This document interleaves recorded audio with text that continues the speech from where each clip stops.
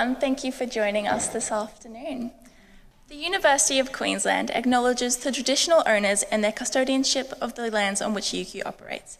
We pay our respects to their ancestors and their descendants who continue cultural and spiritual connections to country. We'd like to specifically thank Professor Tracy Wunder for joining us today as well.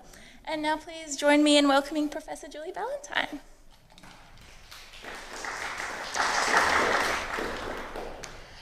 I feel very privileged to invite to UQ Anita Prest. I've been familiar with her work for many years, particularly enjoying her keynote at the International Society of Music Education Conference in 2020. Since then, we've been plotting to have her out here as a visiting scholar, and it gives me great pleasure to welcome you to our shores, Anita. Anita's research interests entail decolonising and indigenising music education in British Columbia from a variety of vantage points. She has explored how music teachers and cultural bearers develop relationships to embed local Indigenous knowledge in music classes in both rural and metropolitan settings, factors that must be considered before Indigenous culture bearers, composers and music teachers might collaborate to create resources, and the ways that music teachers apply the teachings of the grandmother drum they learned in an Indigenizing music education course in their particular teaching contexts. She partners with First Nations and educational institutions in all that she does, and I'm very keen to learn from her today. So welcome, Anita. Hello, everyone. I too acknowledge the traditional owners and their custodianship of the lands on which we meet today, and pay my respects to their ancestors and their descendants. I would also like to share with you that I come from the land of the ʷəŋən peoples, on whose traditional territory the University of Victoria stands, and the Songhees, Esquimalt, and Wasanich peoples whose historical relationships to the land continue to this day. I would like to publicly thank Professor Liam Viney and Professor Julie Ballantyne for inviting me to speak to you today. Corona tells us that it is important for people to self-locate when introducing themselves to show how we move through the world in relation to each other. Acknowledging the land we come from and are on now, she states, helps set up a space to work with each other in good ways. If we know each other better, we are more willing to listen to and really hear each other. We also mention our ancestors to show that we take seriously our responsibility to them and to future generations. My name is Anita Prest. Here I go. I was born and raised in Montreal, Quebec, and I have lived most of my adult life in British Columbia, and I'll refer to BC from now on, knowing that that is British Columbia. My four grandparents immigrated to Canada from Italy prior to World War I. They and my parents stressed the notion common to many immigrant families that hard work and education are the key to financial stability and what they deem to be success. At no time was I taught that my ancestors had an opportunity for a better life through immigration, because the original inhabitants of what we now call Canada had been pushed off the land and marginalized. Nor did I learn that we all have some degree of agency to contribute to systemic change. These points I learned later as a grade 5 to 12 music educator in rural BC. Today I share with you some of my ongoing learning as a music education researcher, specifically through research methodology. So the title is Conference as Ceremony, Embracing an Indigenist Approach in Music Education Research. Some years ago, I was seeking permission. I start with a story. I was seeking permission from the Songhees First Nation Chief and Council to conduct research on Songhees land. An Indigenous educator with ties to the community advised me to drop by a gift of tea to the chief and to the specific council member with whom I had an appointment prior to that meeting. I asked her, won't that seem as if I'm engaging in corrupt behavior, trying to influence their answer by giving them a gift, a present? She explained that, in fact, in many Indigenous communities on the Northwest Coast, gift giving is a sign of gratitude and respect. It signifies recognition of the importance of relationship and reciprocity. And the chief and counselor would interpret the gifts as such. I nervously arrived at the meeting on the appointed day. The counselor greeted me and immediately said with a smile, The chief and I were wondering about those gifts, trying to bribe us, huh? His smile completely disarmed me, and I started to laugh, explaining to him the irony of his comment in light of my previous conversation with the educator. That day, I learned that humor is an important means to diffuse awkward moments and possible misunderstandings in cross-cultural research, something that I try to keep in mind. And yes, on that memorable day, Chief and Council did grant me permission to conduct the research. So in this presentation, I explain in detail the process by which we conducted our most recent study concerning decolonization in music education, in hopes that it might be relevant to others. Corona defines decolonization as the continuing process of critically examining and challenging beliefs, values, structures, and processes that are steeped in mindsets that implicitly or overtly devalue or exclude Indigenous peoples, rights, knowledge systems, and processes. So I'm going to give you just a little bit of background information of why BC, why now. Recently passed provincial legislation in BC holds all ministries, including the Ministry of Education and Childcare, accountable to enact by 2027 89 specific actions that will uphold the declaration of the UN Declaration of the Rights of Indigenous Peoples, otherwise known as UNDRIP. And this is an example of one of the actions that really is relevant to the research that I do. And here is one of the articles from UNDRIP that concerns education. And in enacting these 89 specific actions, we'll be all moving the decolonization process forward in all government sectors. So decolonization is not a passing fad in BC, because legally most of the land is unceded, and by definition, decolonization concerns repatriation of land. So here's a map of the historic treaties that took place in Canada.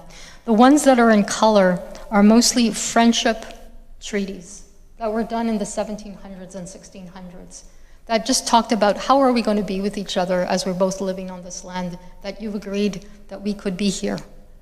And the other ones are post-Confederation, the ones that are kind of a gray-green. But you'll notice on the side here, where are we? Why aren't you? There we go. This is British Columbia, and only at the northern east portion is treaty land. The rest is all unceded. And up in the Yukon you'll see, and what is now Nunavut, and most of Quebec, and Newfoundland, and Labrador.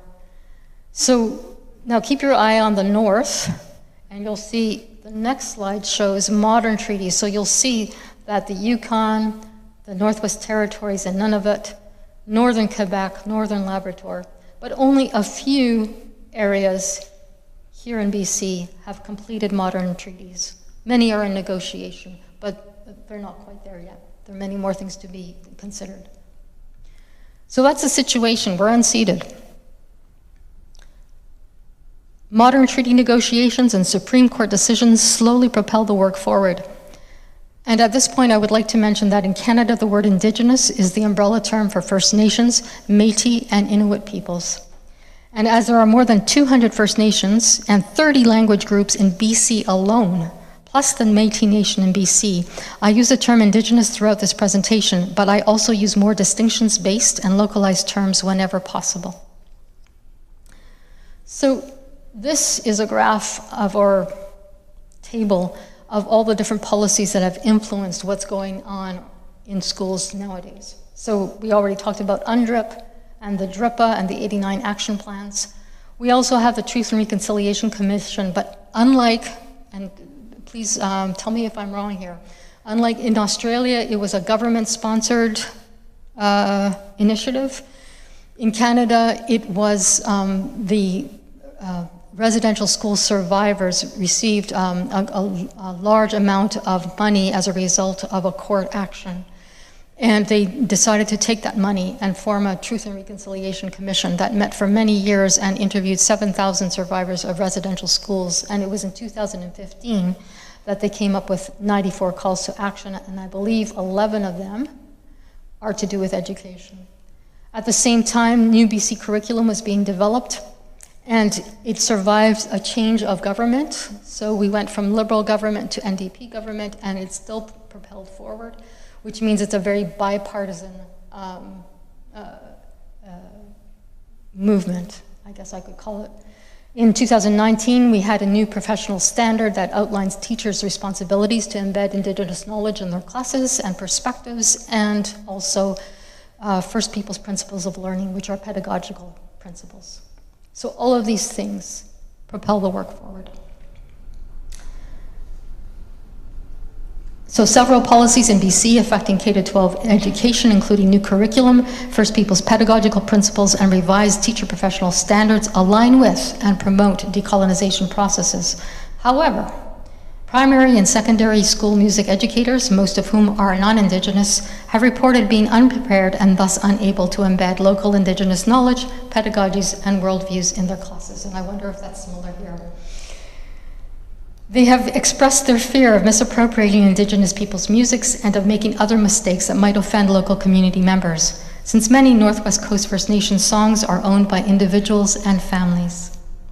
Music teachers have also expressed a wish to have material resources that they can use in their classes to allay their fears. Recognition of the predicament initially motivated us to undertake a series of studies, and we eventually adopted a community-based participatory research, or CBPR, approach. Again, we initially wished to support music educators so that they might overcome their fear, and this is something that has been slow for me to realize, in part by recognizing that ongoing conscious inaction stemming from fear is often a sign of privilege, because one has the luxury not to act. We hope to offer examples of how teachers might take responsibility for doing this work by learning how to establish relationships with local Indigenous partners to embed local Indigenous knowledge, pedagogies, and worldviews appropriately in their music classes. So in Canada, all research concerning Indigenous peoples must be community engaged. And this is a bit of a spectrum that shows the different kinds of community engagement that can happen. Procedures are codified to ensure ethical engagement through human research ethics in universities, through the equivalent of, what did you call that grant? ARC, right? Okay, so we have what is called SHRC, the equivalent to ARCs. And so everything is in place, entrenched. However, there are different levels, and I'm just going to talk a little bit more about CBPR. It's an orientation to research, quote, that equitably involves community members, organizational representatives, and researchers in all aspects of the research process. Absalon and Drossen et al. Confirmed that CBPR approaches are recommended when working with Indigenous communities because the end goal of CBPR is systemic change, including policy change and, as in our case, policy enactment. In other words, CBPR, quote, is a social change project of which the research is only one piece, end quote. Yet, in the field of music education, few studies have employed CBPR, despite Chavez and Skelchi's recommendation of CBPR as one of, quote, 10 practical approaches and projects that begin to address what decolonization involves and how it can be done in higher music education settings. I have found only 3 music education studies where researchers reported that they used a CBPR approach. Crawford here in Australia, Macaulay et al. In the US, and Marathi et al. In Canada. But none of these studies involved Indigenous community partners. A CBPR orientation supports ethical engagement with Indigenous communities, but does not necessarily reflect Indigenous ontologies, epistemologies, and axiologies. Wilson recommends that researchers adopt an Indigenous paradigm when working with Indigenous communities. And an Indigenous paradigm entails a set of principles that reflects the processes, values, and ways of being and knowing of the Indigenous peoples with whom university partners researchers partner, and it supports their self-determination. This set of principles guides us in our current and third federally funded study of the series entitled From Policy to Practice in Decolonizing and Indigenizing Music Education, ensuring teacher understanding of Indigenous worldviews. So our 8 partners are, you can see them around the logo, the Victoria Native Friendship Centre, the Indigenous branch of the BC Ministry of Education, School District 61, specifically its Indigenous Department, the University of Victoria, the BC Music Educators Association, UBC, Pacific Opera, based in Victoria, and School District 83, which is in the Okanagan Valley. Okay. 14 Indigenous and 7 non-Indigenous representatives from these partner groups have served as a research steering committee, and 2 elders from First Nations on Vancouver Island advised the committee over a period of 2 years, and one of them designed, this logo that you see here. His name is Elder Vic. All those who chose to partner in the study mutually recognized the expertise that members of each partner organization or institution brought to the table, and each partner group decided on the degree to which they could realistically contribute to the project. In the first stages, community and university partners co-developed 5 research questions and co-designed the study, including methods by which knowledge would be created and shared. So the 5 research questions were, what locally situated, should I just let you read them? Yeah.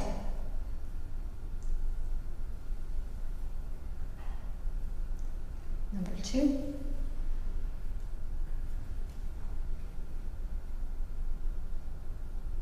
Number 3.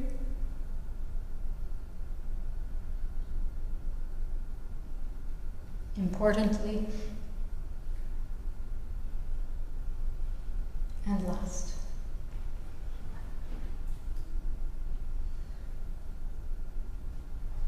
And it is this last question that is the focus of this talk. And so I'm going to just change things around a little bit here. So right now I'm going to describe the processes by which we work to foster a sense of community, identity, common purpose, and forge trust. Also noting the co-learning we experienced as co-researchers and partners in our efforts to be true to local Indigenous ways of knowing and being in the way we conducted the study. I will discuss honest and sometimes difficult conversations on power sharing, what it means to walk alongside, and center teachings on terms set by Indigenous peoples themselves. I hypothesized COVID-19's influence on these processes, and then I concisely describe some unique features of the 2-day conference we designed and held, and how we feel they contributed to the notion of conference as both research and ceremony. So Indigenous partners suggested we used conference as our primary method to create and share knowledge, and we agreed. And soon after discovering that it was a method that had been previously used by an Anishinaabe scholar and health researcher with Anishinaabe communities in Ontario. We also learned since that it has been used in a recent education study investigating teachers' inclusion of Indigenous perspectives in elementary and secondary school classes in Ontario. However, neither article described the process of creating the conference, nor the protocols that the researchers had followed, and only one described how knowledge was created during the conference. While the conference served as our primary method of research, it simultaneously provided practical support for music educators learning about local Indigenous people's knowledge, pedagogies, and worldviews, enabling them to build relationships with knowledge keepers from the territories on which their schools were situated. After 2 years of planning and 2 postponements during COVID-19 lockdowns and shutdowns and restrictions, our in-person and live-streamed conference finally took place in May 2022. We are currently working alongside a steering committee member from the Gitxsan First Nation and a Nuu-chah-nulth woman who is a graduate of the Indigenous Studies program at UVic and who was recommended to us by one of the Indigenous partner organizations to code, analyze, and interpret the knowledge created, shared, and recorded at the various conference sessions. The Research Steering Committee members will also work collectively to determine how to disseminate most effectively the knowledge created and shared at the conference. So what is significant for us and at this stage of my research studies is that in every step of the way through the research, Indigenous partners have been involved. And so I hope to grow from that. According to Key et al., 2 challenges of conducting CBPR are, first, the length of time required to establish relationships and build trust, and 2, sustainability, since resources, funding, morale, and power dynamics often associated with experiences of discrimination and racism present challenges to sustainability. So I'm going to go a little bit further and talk a little bit more about different aspects of preparation. To prepare for the conference, the Research Steering Committee essentially transitioned to a Conference Steering Committee for the planning stages. And I'm going to call the Conference Steering Committee the CSC. CSC members envisioned and organized the 2-day hybrid conference in which Indigenous ways of knowing and being were centered. It was a journey that required many hours of consultation and discussions between the different partners involved in the project. The CSC included Indigenous leaders and artists, Indigenous and non-Indigenous educators and music educators, and Indigenous and non-Indigenous university researchers. Most members of the committee had participated in at least one of our 2 previous studies in some capacity. When we originally applied for a grant to support our current study, we had imagined monthly CSC meetings in person. But upon receiving the funding at the outset of COVID, March 2020, within 3 months, we moved forward by meeting instead via Zoom. Do you remember the panic and the immobility we all felt in those first couple of months? The challenges of the pandemic affected the members of the CSC in different ways. For example, increased workload due to adjusting to online teaching. Yes, we can all identify with that. Greater family responsibilities due to school and daycare closures, etc. Nevertheless, the CSC were able to meet monthly over 2 years, also scheduling many subcommittee meetings to address specific aspects of the conference. We were fortunate that several CSC members had established relationships with one another prior to this research. Existing relationships helped to mitigate the challenges associated with meeting only on Zoom, which shaped the ways in which we could communicate and advance our relationships with one another.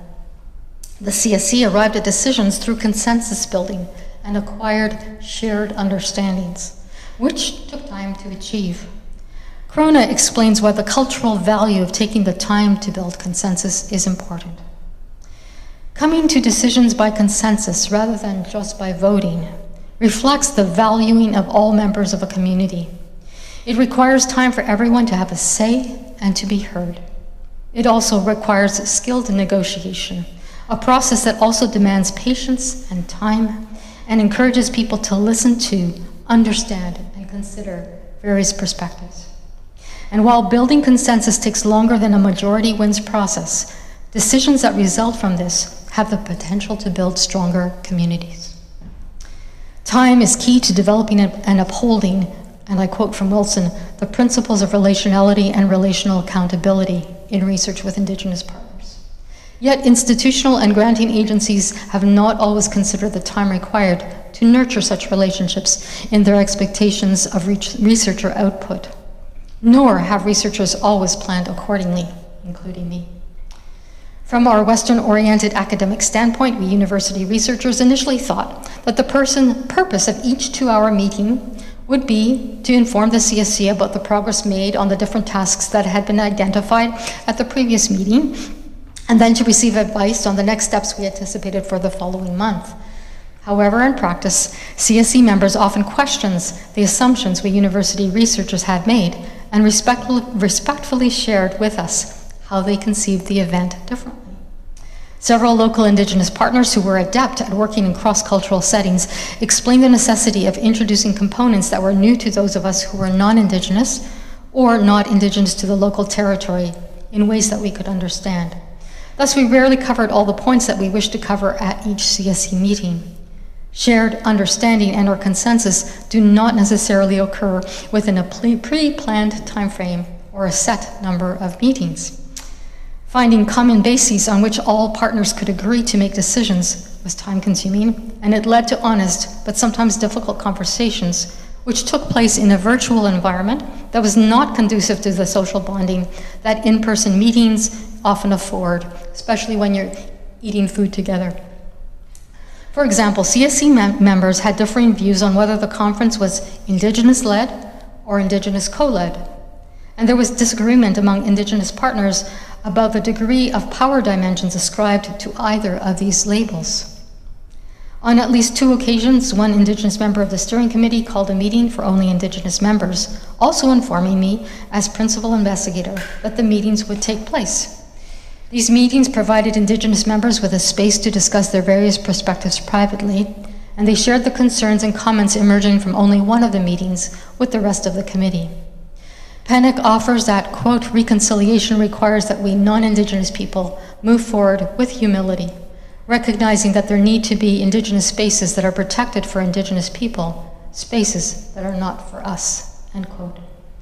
Fortunately, the trust that many of us had developed over a period of years prior to this project in multiple webs of relationships helped all of us to move past difficult moments. As Minkler and Wallerstein have noted, quote, a committed research relationship based on an underlying context of trust makes a difference. Even if there's an incident where trust is challenged, the underlying relationship enables both parties to keep working together and to renegotiate shared power and trust. So the conference was postponed twice, in February 2021 and February 22, due to COVID-19 concerns, which allowed us more time for meaningful dialogue to create an event that was truer to research partners' vision, and finally to deliver the conference in person in May 2022. In retrospect, it's clear to us that the conference's delivery and content as originally planned for February 2021 would have been significantly different from the conference that eventually took place in May 2022. The extra 15 months enabled Indigenous members of the CSC to emphasize the importance of embedding additional culturally appropriate components in the conference, which resulted in repeating reshaping of the schedule and the budget.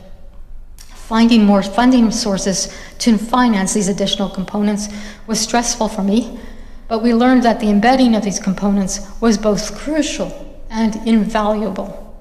The conference planning provided those of us who are non-Indigenous researchers with an opportunity to reconsider our own conceptions of a conference. We moved away from notions of efficiency, focusing instead on process and staying relationally accountable to Indigenous partners, trusting that an outcome satisfactory to all concerned would organically emerge from the process. All the time we had devoted to arriving at shared understandings during CSC meetings resulted not only in an event that participants reported as meaningful, but also in changes within individual CSC members who learned much about themselves, their degree of commitment, and the sheer scope of considerations that must be thought through when centering Indigenous ways of knowing and being. Working together through the challenges associated with the different stages of the pandemic and pandemic restrictions taught us as a collective that the very process of planning the conference was arguably the most important learning experience. 19 of the original 21 committee members remained with the committee throughout the 2 years of the planning, and they were present in different capacities during the planning and delivery of the conference. CSC members' commitment to the work was evident throughout the process. For example, one CSC member of Cree and European heritage, who is employed at the Ministry of Education, provided me with the opportunity to communicate with the entire collective of Indigenous leads from all 60 BC school districts via 3 Zoom meetings. So here I should mention that each school district has an administrator who is called the Indigenous lead, and they do all the work of hiring cultural workers for the various schools, education support workers. They're in charge of implementing the curriculum and helping teachers to embed Indigenous knowledge. They have multiple roles, and there are not enough people to do all the work that's involved. This network enabled conference organizers to connect directly with the school district personnel who facilitated all participants' attendance. The Indigenous Leads collective response suggested that communicating with them via this channel had further legitimized the conference for them. In turn, the Indigenous Leads facilitated knowledge keepers and music educators' participation. We requested that 3-member teams from each school district, so 1 Indigenous lead, 1 local knowledge keeper, and 1 music educator, attend the conference in person, and that others attend virtually. Some Indigenous leads explained to us that due to high interest, they had to implement a lottery system to decide on which of the many music educators who had expressed interest would physically attend. They also explained that some knowledge keepers, because they were elders, had made the decision to attend the conference virtually because of health issues. The CSC's years of consultation fostered Indigenous partners' comfort in reaching out to local Indigenous community members in their given locations to invite knowledge keeper involvement. So now I'm going to talk about conference as ceremony. The conference, conceived as a knowledge sharing and knowledge creation event and entitled Everything is Connected, Song, Relationship, and Indigenous Worldviews, took place Monday and Tuesday, May 9th and 10th, 2022 at the Student Union Building on the University of Victoria campus in Victoria, BC. Indigenous members of the CSC stressed the importance of hiring elders and community members from local nations on whose traditional territories the University of Victoria stands, to be actively involved during the conference in carrying out cultural protocols, such as welcoming all participants to ʷəŋən territory, blessing the food, serving as floor manager, and providing healing. The floor manager provided guidance to conference organizers so that any unexpected occurrences might be handled in a culturally appropriate manner, and I'll get to that in greater detail in a minute. Indigenous healers supported any participants who revisited traumatic memories during the conference, and knowledge keepers seated with other participants at conference roundtables provided localized Indigenous insights into the topics of conversation. Presenters and participants at the event contributed perspectives from 50 First Nations and Métis nations. Invited speakers Carrie Newman, who is Kwakwaka'wakw Wallaby and Stalo, and he is the UVic Impact Chair in Indigenous Arts Practices, and Stephen Point, who is Stalo, and he's the current Chancellor of the University of British Columbia and the former Lieutenant Governor of British Columbia, voiced their thoughts on reconciliation, decolonization, and indigenization in and through music education. Chancellor Point taught everyone his song, British Columbia. Other musical performers included the trio Skanagwa from the Haida Nation, cellist Chris Dirksen, who is Cree, and the ʷəŋən dancers who are from the local Songhees First Nations, plus numerous knowledge keepers and other attendees who were moved to sing and drum spontaneously at meal times and during breaks. 13 Indigenous educators and musicians presented 8 workshops, so 4 taking place concurrently in each of 2 sessions, on topics including drumming, singing, dance, story and song, teachings, community building, dreaming songs into reality, and relationships between Western classical and Indigenous music making. We also provided a guided session to think through specific questions altogether, and a local imagining session for small teams to consider what steps they could take next in their own locations. In planning the workshops, the Indigenous members of the CSC had also emphasized the need to hold space for knowledge keepers attending the conference to drum, sing, and connect with one another. The CSC agreed to organize a parallel space occurring at the same time as the workshops for knowledge keepers to gather. The CSC also agreed to invite a group of students from the local school district who had been actively involved in drumming and singing in their music classes to join the group of knowledge keepers. So these are students from the age of perhaps 13 to 17. The First People's House at UVic served as the drumming and singing space for that specific time frame. However, in keeping with principles of accountability in Indigenous and Indigenist research, and an acknowledgement that some knowledge is sacred and should not be shared, we did not record and will not report on experiences in this space. In-person participants included 39 music teachers, 24 knowledge keepers, and 42 Indigenous leads representing 40 of BC's school districts, plus a representative from Yukon Territory, and 53 others attended virtually via Zoom video conference. Apart from people working in or with school districts, in-person attendees included 2 music educators working at independent schools, 4 UVic elders, 10 informal witnesses, and these are music education profs, postdoctoral fellows, and graduate students from across Canada, and they come into the picture towards the end of my talk. 4 drum carriers, 30 middle and high school students, and 8 special invitees. To facilitate the in-person and virtual presentation of the conference, we hired 2 Indigenous UVic teacher candidates, 1 Indigenous post-secondary student from another community college, 2 community members, an Indigenous AV specialist, and a professional video production company that narrowcast the event via Zoom teleconference. So we also had 8, although you only see 6 of them here. These are UVic teacher candidate volunteers, and they're in the process of doing their Bachelor of Music in Music Education. The CSC advised we hire a local Indigenous artist to design the conference's logo, as I was telling you previously, which we used for communication and promotion purposes. The artist, a Songhees Nation's elder and one of our advisors, licensed this artwork for the conference, stipulating that it would not be used for profit. Likewise, the CSC advised that we hire a Coast Salish videographer to create 2 short videos chronicling the event for knowledge dissemination purposes. And you're going to see just a snippet of that towards the end. I focus next on ceremonial aspects of local Indigenous gatherings that Indigenous CSC members deemed critical to include, and that those of us who are non-Indigenous had not previously considered.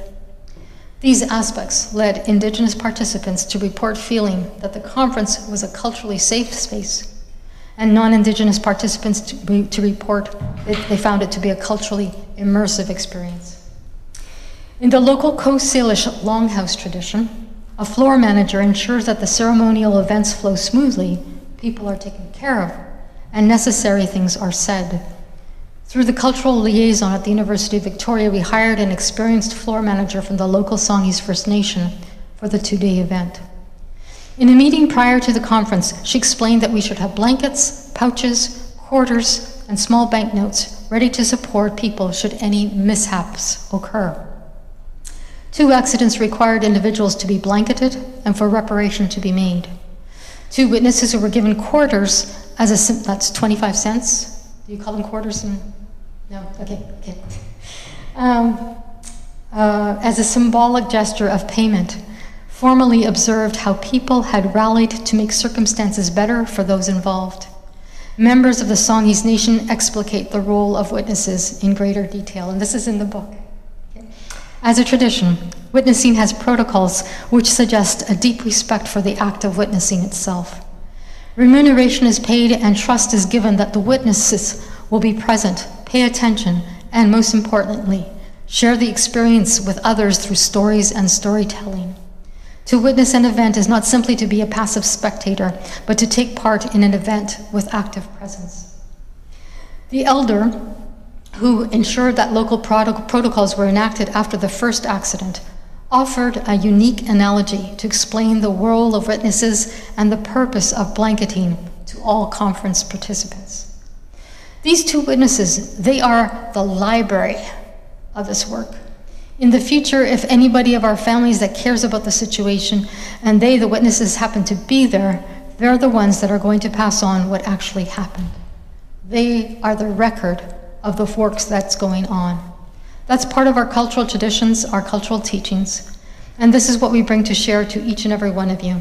So at this time, we're going to wrap a blanket around our little brother who had lost part of his regalia. And I should tell you that he was one of the ʷəŋən dancers, and part of his regalia fell off. And they needed to attend to that situation. They didn't want him to feel embarrassed, but they also wanted him to learn from the situation. And in our cultural teachings, when we lose something, that's part of us that we lose, part of our spirit. We don't want our brother to leave here with hard, hurt emotions and feelings. What we're doing with this blanket is we're wrapping that blanket and picking that spirit back up again, keeping that person whole again. We later learned that our following of the local protocol of witnessing when these mishaps occurred had further legitimized the conference for some participants. Each day began with a welcome to territory by a member of the Songhees First Nation. And that's, a welcome as opposed to an acknowledgement. I think you may have the same difference here. Thank you. Partners from the Victoria Native Friendship Centre ensured that 3 Indigenous healers and counselors from a Vancouver Island-based organization were present to support attendees, including those whose residential school traumas might be triggered during the conference. Several conference participants benefited from their services.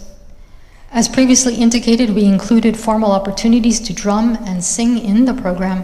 However, spontaneous drumming, singing, storytelling, and flute playing also occurred during meal times and in between sessions. Vendors sold cedar-woven baskets, talking sticks, jewelry, and other art associated with cultural practice. Gratitude was expressed formally prior to each meal, and gift-giving, a practice central in traditional ceremonies, feasts, and gatherings, featured prominently. This was another budget concern. I had a lot of anxiety over spending all this money that I hadn't known that I needed to. Wilson affirms that, quote, research by and for Indigenous peoples is a ceremony that brings relationships together, and it allows us a raised level of consciousness and insights into our world. Moreover, he states, in our culture, an integral part of any ceremony is setting the stage properly. The specific rituals that make up the ceremony are designed to get the participants into a state of mind that will allow the extraordinary to take place. Absalon also explains that, quote, ceremonies provide a channel to heal, cleanse, seek knowledge, and gain insight to make decisions throughout the research process. And Hayward et al. Concur, stating, research is increasingly being honored as a ceremony, a process that should be approached with sacredness and reverence. This includes not only the sacredness of knowledge that emerges from research and the relationships formed throughout the process, but the considerations of spirituality in research methods as well. One of the key people who ensured that the conference flowed smoothly echoed these scholarly perspectives. We hired him to co-MC the event only a few weeks prior to the conference. As a member of the Tiohtià First Nation, Aaron Wells had participated in many potlatches, which is a generic name for various types of feasts and gatherings organized by members of First Nations in the Northwest to show goodwill. Consensus and mutual respect feature prominently at these feasts, which forward continuity and social reproduction from one generation to the next. Aaron expressed to all the participants that he had initially struggled to make sense of his role as MC. He stated, but it was when I started thinking of this conference as potlatch, that this is potlatch, that I was able to understand how to sort this. And of course, we had our opening from the Songhees First Nation representative, and then we had our singers and dancers who opened up in the way that we're supposed to do things. And similar to a potlatch, it takes families of people to make something like this happen. The realization that he shared publicly aligns with Indigenous scholars' notions of research, in this case, conference, as ceremony. Wilson asserts that, quote, Indigenous research is a ceremony. A ceremony is not just the period at the end of a sentence. It is the required process and preparation that happens long before the event, end quote. We are grateful to Indigenous partners for their attention to and insistence on the ceremonial nature of the event, which heightened participants' seriousness of intent, giving us reason to hope that the knowledge created and shared will provide a catalyst for action in the BC localities represented. And because I have been immersed in process, but a part of me also pulls me to, okay, so what are the effects of all of this? I'm going to initially talk about some of the initial effects of the conference with you. In the 9 months since the conference, partners and delegates have shared with us actions taken as a direct result of their participation in the event. So first, the BC Music Educators Association, or BCMEA, one of our research partners, encouraged the organizer of the annual BCMEA conference in October 2022 to be proactive in ensuring that Indigenous knowledge in the music class was a topic of multiple workshops. So 260 of the 600 delegates, 70 delegates, so that's about a third of them, attended at least one of the 6 sessions provided on this subject, and prior to COVID, that would not have been the case. For the first time, the BCMEA executive members also organized online professional development just last Friday, the day before I started my journey here, which included a session for music educators to continue their learning on this topic. the BCMEA executive member who serves as Indigenous advisor for the organization and who is a member of the Qualicum First Nation, and I facilitated that event. In one school district, a fine arts coordinator and Indigenous education department are creating secondary school music resources in the forms of teachings, lesson plans, videos, and songs, expanding the already comprehensive resources available to elementary teachers, but only after they receive sufficient instruction. So it's not that, okay, here's the stuff. They have to do a lot of learning prior to that. Discussions are also underway to create resources for early learning years. The Indigenous Education Department of that district has also added a new Indigenous art and music resource teacher position. At least 2 other school districts are designing newly required graduation course in Indigenous studies as an Indigenous-focused music composition or music ensemble course. And I'm nearly at the end here, bear with me. Music educators in another 2 school districts organized Fall 22 professional development for music educators in their district to support teachers in taking responsibility to decolonize and indigenize their teaching practices. One rural music educator who attended has reached out to the local Indigenous community near his school, and he has partnered to provide music opportunities to students who attend the school on reserve. As a result, the teacher has developed relationships with community members and has been granted permission to transcribe a recorded collection of local Indigenous songs. In addition to these efforts, 16 music education professors, postdoctoral fellows, and independent researchers across Canada, also a team from Juneau, Alaska, and another team from the Huasteca region of Mexico, have jointly submitted a Social Science and Humanities Research Council Connections Grant application so that they, along with Indigenous research partners, might meet together in May 2023 to discuss their respective current and projected research efforts to decolonize and indigenizing music education at primary, secondary, and tertiary levels in partnership with local Indigenous communities. We did receive the funding in January, and so we're currently planning the event for it to happen in 3 months from now. Our joint goal is that the meeting will be the catalyst for a second grant application from, it's one of those multi-million-dollar things that hopefully, well, you'll hear from me if we were successful or not eventually. So, in conclusion, Stiers likens cross-cultural work to a catamaran in which 2 distinct but egalitarian knowledge systems coexist and work together to ensure stability and efficiency, where both hulls or knowledge systems would be distinct but equal, and the wide beam would bridge the 2. As we move forward on this iterative and ongoing research journey, we are reminded that learning and making meaning involves mind, body, heart, and soul, and that music making in community has a role to play in Indigenous research because all these aspects of our being are engaged when singing and drumming. Thus, music making, or as the president of our university said, sonic partnerships, can be a bridge between knowledge systems and a way to navigate the complexity of this work. We have also learned from Indigenous partners that the ceremonial aspect of Indigenous research, including singing and drumming, are fundamental to decolonizing music education research in BC, because ceremony highlights process essential to ethical behavior from which fitting outcomes will naturally evolve. Moreover, these ceremonial protocols, cultural practices, and ways of making meaning are connected to specific places and land. So here I leave you with the words of Ron Rice from Cowichan Tribes, who is the executive director of the Victoria Native Friendship Center and a member of the Steering Committee, who articulated the contextual and ongoing nature of the search for this knowledge. So this I think this is an important conversation that is going to carry on from here. This started as a small conversation between Anita and myself, and it has grown and changed, and we've learned so much. And these aren't the answers you're looking for, these are the questions you're looking for. Now you take the questions back to your community and ask them there.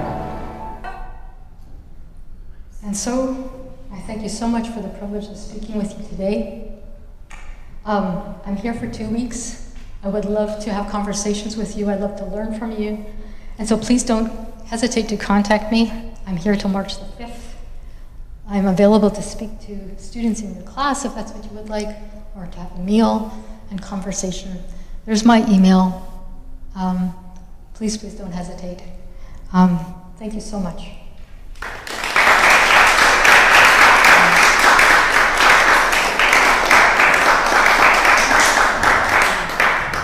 I don't know if there's time, 5 minutes for questions or not. Yes, hello. Regarding this Wilson guy, what article are you quoting from? So he was at Southern Cross University for many, many years, and he's now gone to University of British Columbia. His most famous book is Research as Ceremony, and you can find it, you Google it online. Okay, I can't. Sean Wilson. I don't understand what you're saying. Oh, sorry. Okay, so his name is Sean Wilson. Sean, S-H-A-U-N? No, I think it's W. Sorry? It's S-E-A-N. It's S-E-A-N. And the book is Research as Ceremony, and he's written a more recent edited volume as well. Research as Ceremony, and this is a book, not an article. Book, yes, and he has many articles as well. Okay, Sean Wilson. Have you got a date of birth or something to identify him? Because we're in Australia, not Canada, I don't know who this guy is. It's a text that's used often within Australian context. Okay, I don't know it, sorry, that's why I can't hear. The library will have a copy. Yeah, it's one of the, yeah. It's probably one of the half a dozen Indigenous research books that are really pivotal and have influenced many, like we're on to the next generation of Indigenous scholars who have been really impacted by that book and others. So, no, I don't. Perhaps around 1970. Do you know? No. No, Yeah, I okay. actually don't search by date of birth. Yeah, he'll come up like that. And as I was saying, he was at Southern Cross University and is now at the University of British Columbia in Vancouver. So what's Southern Cross University? It's on the Gold Coast. Oh, right, that one. Yeah. Okay, I know that one. Do you have any other questions? I want to take up an issue, if you don't mind. Can you go back to your first slide where you've got the title? Yes. Okay, so do I have to go through? I'm sorry, I have to go through them all because the computer is. There we go. I'm just really interested in the way in which you've named embracing an Indigenous approach. So the work that we use in Australia is from Lester Whitney, Okay. who first talked about an Indigenous approach. And he speaks of it in terms of Indigenous people can only provide an Indigenous approach. Right. Okay, so I think like sitting here listening to your work and then being mindful of what Lester teaches us about that positionality. Yes. Whilst I hear that you're learning from Indigenous people, there's a little bit of slippage there for me in the way in which it is titled, because Indigenous people are the only ones who can have an Indigenous approach. This is so interesting for me, and I'd love to take down the person's name, because one of the things that I found for me was when Sean Wilson mentioned that just as a man can take a feminist approach, he felt that non-Indigenous people could take on an Indigenous research paradigm. And so for me, that was an entry point. But I did not know that it's a point of contention, that perhaps that's Wilson's opinion, but not the opinion of others. So this is good learning for me. Thank you. Yeah, because I think in the passing on, in the translation of that, what is it that then a non-Indigenous person receives when an Indigenous person has embodied that all of their life? Yeah. You know? Yeah. Can you see the slippage? Absolutely. Yeah. And I think one of the things that happens then as a result is that when we talk about this concept of Indigenous research, we really do need to differentiate between research that is being led by Indigenous people compared to research that is being conducted about Indigenous people by non-Indigenous people. Yep. And there is real strict protocols within Australia now that you know, if there is an Indigenous research, it should be Indigenous led. You know, and it goes back to the UNDRIP, goes back to you know, Code of Protocols, you know, all of that. So yeah, it's just an ethical stance. So absolutely. And one of the things that in Canada we're struggling with is that we have no Indigenous music education researcher in all of Canada, and we're building capacity, and I see that as part of my role. And one of the things that I tell people all the time is I'm really looking forward to the time when I'm out of a job, because I should not be there. I'm here temporarily. So this is the way I look at things, but I would love to take down the name. I think it's Sylvester, did you say? List, okay. As in L-E-S-T-E-R? Thank you, that would be great. And I'll read some of his stuff. Yeah, it was from the 90s. Okay, so I wonder why Sean Wilson. Sean would know of it. Yes, and so. He would know of it. Okay, so maybe that's something I need to do, because one of my research partners is at UBC. So I need to talk to Sean. Yeah. Hi. Hello. Thank you. I'd just like to follow on from that discussion a little bit. When you say you hope you're out of the job and that you have real challenges in not having Indigenous music educators in schools or in research. I'm connecting that a little bit to something you said in your talk of having these sort of different ontological positionings as well and things like that. So I wonder if you can talk from your context about what you think needs to change within the broader education systems. Yes. In order for that to happen ethically and productively. Yes, I think it's a multi-pronged question that you have. And I want to say that students coming into schools of music and coming into education are primed and ready.